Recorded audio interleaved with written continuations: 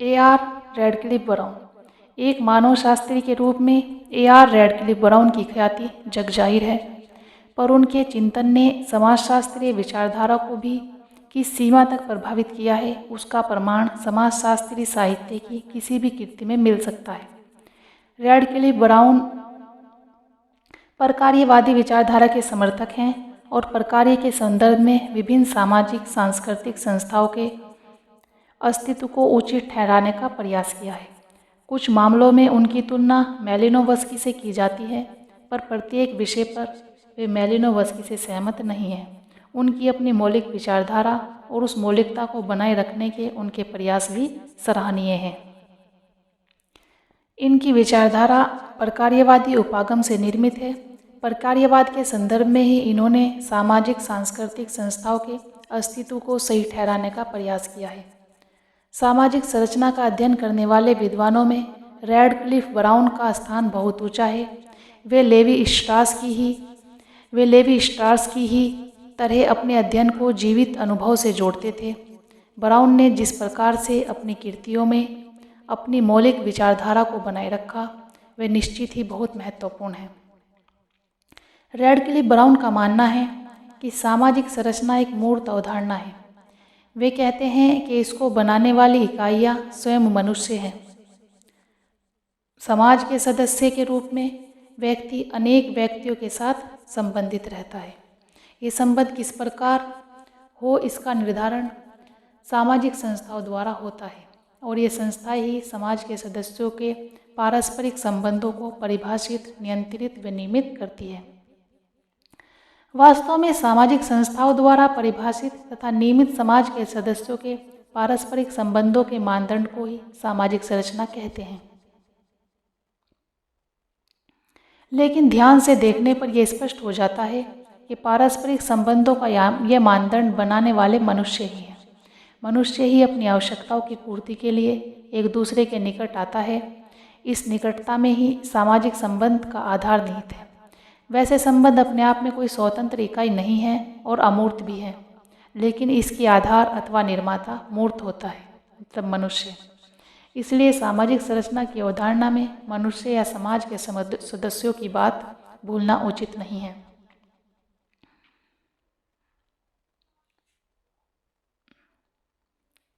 सामाजिक संस्थाओं में अनेक उपसंरचनाएं भी होती हैं। ठीक उसी प्रकार उपसंरचनाओं में अनेक व्यक्ति होते हैं। इन सभी व्यक्तियों का आपस में विशिष्ट प्रकार का संबंध होता है। इन संबंधों का निर्धारण संस्थाओं द्वारा होता है। ये संबंध भिन्न भिन्न व्यक्तियों को आपस में जोड़ देते हैं और एक निश्चित परिस्थिति या पद प्रदान करते हैं। इन परिस्थितियों पर रहते हुए तथा आपसी संबंधों के माध्यम से एक दूसरे से जुड़े व्यक्ति एक विशिष्ट मानदंड बनाते हैं। इसे ही उपसंरचना कहते हैं। इस तरह की उपसंरचना का उदाहरण जनजातीय समाजों में पाई जाने वाली नातेदारी संरचना में देखे जा सकते हैं। नातेदारी संरचना महत्वपूर्ण जनजातीय सामाजिक संरचना का ही एक भाग होती है। विवाह संबंध तथा रक्त संबंध के आधार पर कुछ व्यक्ति आपस में एक दूसरे के साथ संबंधित हो जाते हैं। इसे ही नातेदारी व्यवस्था कहते हैं। नातेदारी व्यवस्था में पारिवारिक संबंधों के आधार पर प्रत्येक को अपनी एक स्थिति, माता पिता, पति पत्नी, पुत्र पुत्री, दादा दादी, सास ससुर, नंद भौजाई, मामा मामी, नाना नानी, देवर भाभी, जेठ जेठानी, मौसी बुआ आदि के रूप में होती है। ये सभी स्थितियाँ और संबंध सामाजिक संस्थाओं द्वारा निर्धारित और संस्थागत नियमों के द्वारा परिभाषित एवं निर्देशित होते हैं। इसी के परिणाम स्वरूप विभिन्न नातेदार अपनी अपनी स्थिति में रहते हुए एक दूसरे के साथ संयुक्त हो जाते हैं और एक निश्चित मानदंड निर्मित करते हैं, जिसे कि नातेदारी संरचना कहते हैं। ठीक उसी प्रकार जैसे नातेदारी संरचना होती है, ऐसे ही आर्थिक संरचना भी होती है। आर्थिक संरचना में अनेक व्यक्ति आर्थिक संस्थाओं द्वारा निर्धारित संबंधों के आधार पर एक दूसरे से जुड़ जाते हैं और एक निश्चित मानदंड बनाते हैं। इस मानदंड को ही आर्थिक संरचना कहते हैं। तो ऐसे ही फिर आप सामाजिक संरचना पे आइए। तो रैडक्लिफ ब्राउन कहते हैं कि सामाजिक संरचना निरंतर गतिशील रहती है। इस संबंध में ब्राउन ने दो शब्दों का प्रयोग किया है, एक निरंतरता और दूसरे गतिशीलता का। सामाजिक संरचना की अवधारणा में इन दोनों शब्दों को बहुत महत्वपूर्ण माना जाता है। निरंतरता और गतिशीलता, मतलब वो निरंतर भी होती है और गतिशील भी होती है। सामाजिक संरचना वास्तविक रूप में गतिशील और परिवर्तित होती रहती है। इसकी आधारभूत इकाइयाँ जब परिवर्तित होती हैं तो इसमें परिवर्तन अवश्यंभावी है। लेकिन इस परिवर्तन से न तो सामाजिक संरचना छिन्न भिन्न होती है और न ही इसकी आधारभूत इकाइयों के बीच के संबंध टूटते हैं। इन परिवर्तनों और गतिशीलताओं के बावजूद सामाजिक संरचना में निरंतरता बनी रहती है। इन संरचनाओं के कारण समाज पीढ़ी दर पीढ़ी निरंतर बना रहता है। प्रत्येक पीढ़ी के सामाजिक जीवन में अनेक परिवर्तन घटित होते हैं। इसी के परिणाम स्वरूप सामाजिक संरचना में गतिशीलता पैदा होती है। इस तरह कहा जा सकता है कि सामाजिक संरचना एक गतिशील निरंतरता है। इसे और स्पष्ट रूप से समझने के लिए एक उदाहरण लेते हैं। सामाजिक संरचना का एक अंग है परिवार, तो उसको लेते हैं। ये भी सामाजिक संरचना का एक अंग ही है परिवार भी। तो एक अंग का उदाहरण ले हम, तो परिवार की शुरुआत पति पत्नी के विवाह से होती है। उन दोनों में पारस्परिक संबंध इसके पश्चात ही शुरू होता है। उनके जीवन में परिवर्तन आते हैं, वे दोनों मिलकर संतान को जन्म देते हैं। इस प्रकार वे पति पत्नी से माता पिता की स्थिति को प्राप्त करते हैं। फिर बच्चे बड़े होते हैं तथा लिखना पढ़ना सीखते हैं। उनके व्यक्तित्व का सकारात्मक या नकारात्मक विकास होता है। माता पिता धीरे धीरे वृद्धावस्था को प्राप्त होते हैं और अंत में मर जाते हैं। वे अपना जीवन चक्र पूरा कर लेते हैं, लेकिन उनके द्वारा बसाया हुआ परिवार नष्ट नहीं होता है, वह चलता रहता है। माता पिता का स्थान संतान ले लेती है। उसी प्रकार उनका भी विवाह होता है तथा वे भी पति पत्नी और फिर माता पिता बनते हैं और वे भी अपने पूर्वजों की तरह एक दिन मर जाते हैं। इस प्रकार से परिवार व्यवस्था में अनेक परिवर्तन होते रहते हैं, फिर भी उसकी निरंतरता बनी रहती है। यही बात सामाजिक संरचना के संबंध में भी लागू होती है कि उसके अंदर परिवर्तन होता रहता है, सदस्य आते हैं चले जाते हैं, सब कुछ होता रहता है, लेकिन उसकी निरंतरता सामाजिक संरचना मतलब खत्म नहीं हो जाती। जैसे परिवार खत्म नहीं होता है, वैसे ही सामाजिक संरचना भी खत्म नहीं होती है, उसमें परिवर्तन भी होता है और निरंतरता भी बनी रहती है।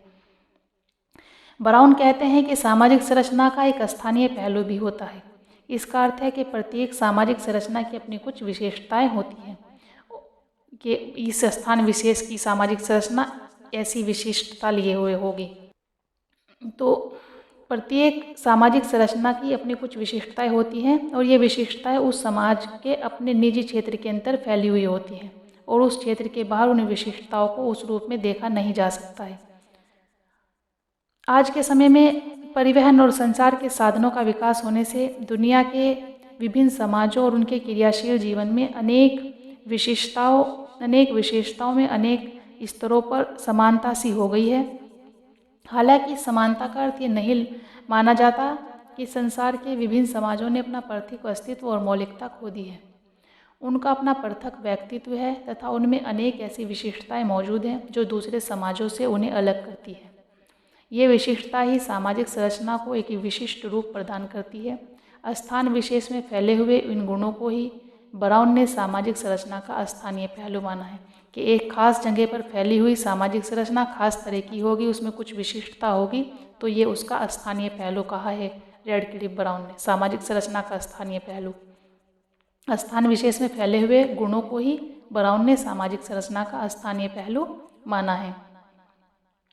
ब्राउन ने संरचना सिद्धांत के अलावा प्रकार्यवाद पर भी मौलिक कार्य किया है। वे कहते हैं किसी सामाजिक तत्व का प्रकार्य उस तत्व का वह योगदान है जो कि वे सामाजिक व्यवस्था की गतिशीलता के रूप में सामाजिक जीवन में करता है।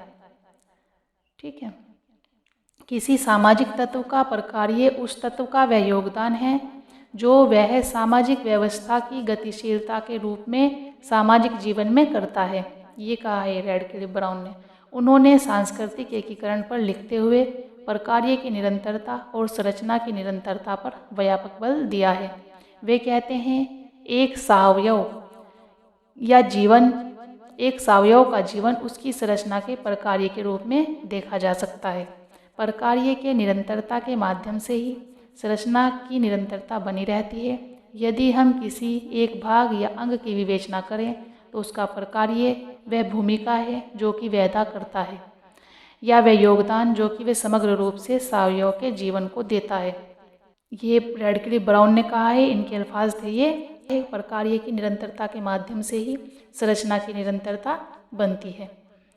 तो अगर हम किसी एक भाग या अंग की विवेचना करें तो उसका प्रकार्य वह भूमिका है जो वह अदा करता है। जो भी कोई भूमिका, जो भी कुछ अदा कर रहा है, वही उसका प्रकार्य है।